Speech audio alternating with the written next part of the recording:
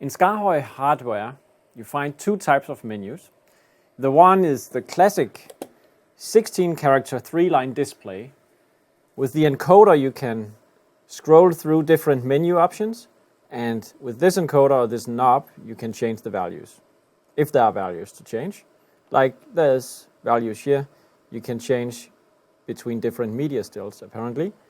And if you go here, you can see this is sources on auxiliary, which we can scroll through with the knob.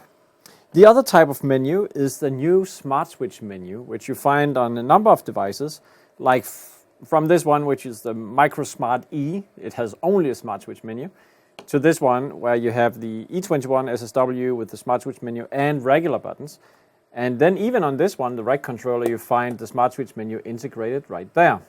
So let's see what it can do. Okay, if you look at the Smart Switch menu, it works in the way, as you press this button, you toggle through the various menu options.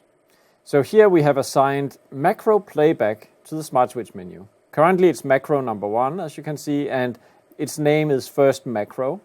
So as I turn the knob, you see it's macro, it's named 2, macro 3, macro 4, macro 5, 6 and 7, they are probably not defined, macro 9.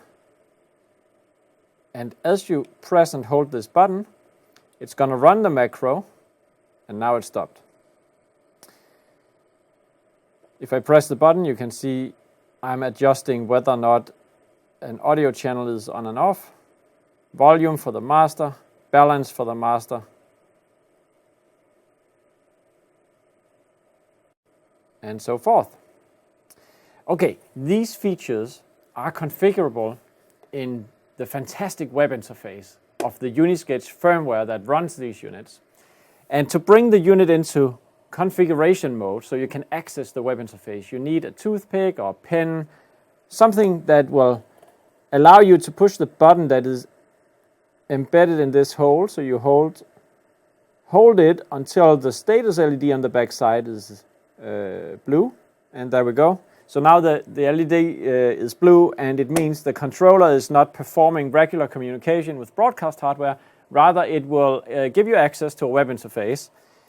So you go to a web browser, and then type in the IP address of the controller.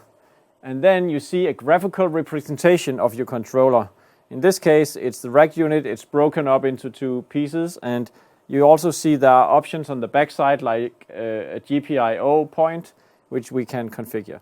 So you're probably able to identify the Smart Switch menu as this graphic over here.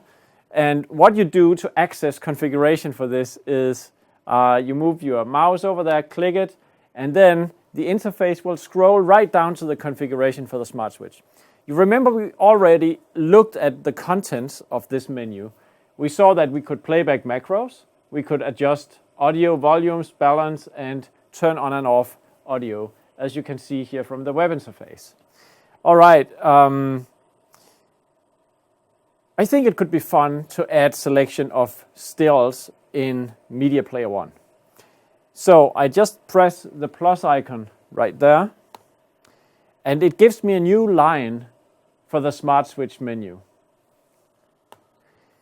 I click it, and I select Media Player Still. I can decide whether it's Media Player 1 or 2 I want to address. I take just 1. And then I see a number I can select here, which is the highest still number I select. Because it makes sense when you see what I select over here, which is the cycle function. So I want this menu, as I turn the knob, I want it to cycle through stills up until 4. You can also see features that makes more sense if you think about this function as related to a button, like a toggle or hold down. That would typically be if you select media by a button push instead of an encoder. So with an encoder, it doesn't really make sense to choose the other options. You rather use cycle, and you select like the limit of what you're cycling through right there. Okay, I think we can save now. Like that, the interface refreshes, and now we just need to power cycle the controller. So I'll just pull the power plug and apply it again. like this. There you go. Okay, so we have, again, the macro selection. We scroll, oh, sorry, we just need to do this to go through the menu. And there we have media player 1, index number 1. So currently we have the first media in the media banks assigned to media player 1, and it's called LT Casper. So LT is for lower third.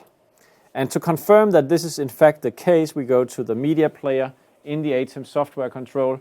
And there you see a graphic called LT Casper, Georgie, Christopher, Björn in still banks 1 through 4. And now as I turn this knob, you see in the display it changes to index 2, and you can see it confirmed in the software that index 2 is now on media player 1. And as I turn the knob, we go index 3.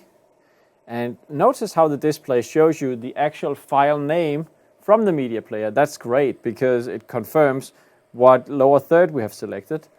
And then for over here. And now when I turn it again, once more, it rolls over and starts with index number 1 again. So this is how flexible the Smart Switch menus are. And you can select basically the same for the text-based menus. Whether you assign functionality here is a matter of taste or how you want to build your controller, because with the SKAARHOJ universal firmware, the UniSketch, you are in control of how your controller works.